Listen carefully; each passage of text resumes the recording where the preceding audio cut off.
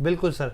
अच्छा सर, एक सवाल मैं आपसे पूछना चाहता था, क्योंकि बात जब उस समय हमारे प्राइम मेंबर की हो रही थी यहाँ पर, और वो इस तरह की बात बोल रहे थे यहाँ पर कि घर के लिए उन्होंने इन्वेस्ट कर रहे हैं, तो यहाँ पर सर बहुत सारे निवेशकों का, व्यूअर के सवाल भी इस तरीके से आते हैं कि क्या हम जो होम लोन ले रहे हैं उसके ब्याज को कवर कर सकते हैं म्यूचुअल फंड के रिटर्न से? अगर आप शॉर्ट में एक आंसर देना चाहें तो सर, ये फिजिबल है और किस तरीके से फिजिबल, अगर है तो कैसे?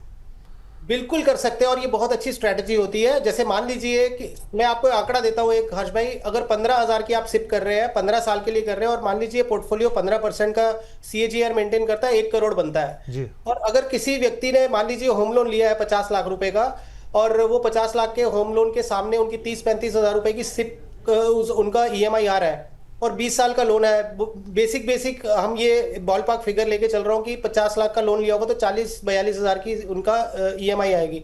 अगर ये 20 साल तक कंटिन्यू करते हैं तो आप ये सोचिए कि महज 15,000 की सिप करने से ही उनका जो है 15 साल में 1 करोड़ बन जाएगा।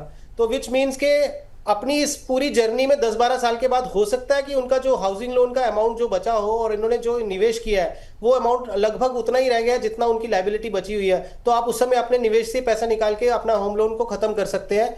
हालांकि इसमें भी हम थोड़ा सा ये बोलते हैं कि यदि आपका होम लोन 10-12 साल पुराना हो चुका है, फिर उसको प्रीपे करने की जरूरत नहीं है, बिकॉज मैक्सिमम इंटरेस्ट तो आप पे ही कर चुके हैं।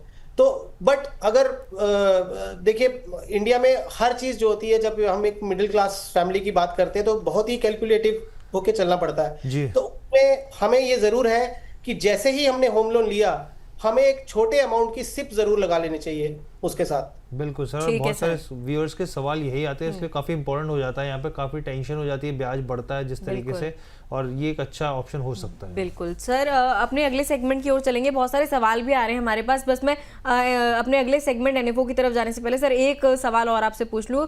रमेश्वर भोखरे जी पूछ रहे हैं कि जियो फाइनेंस में फ्रेश एंट्री कब ले सकते हैं?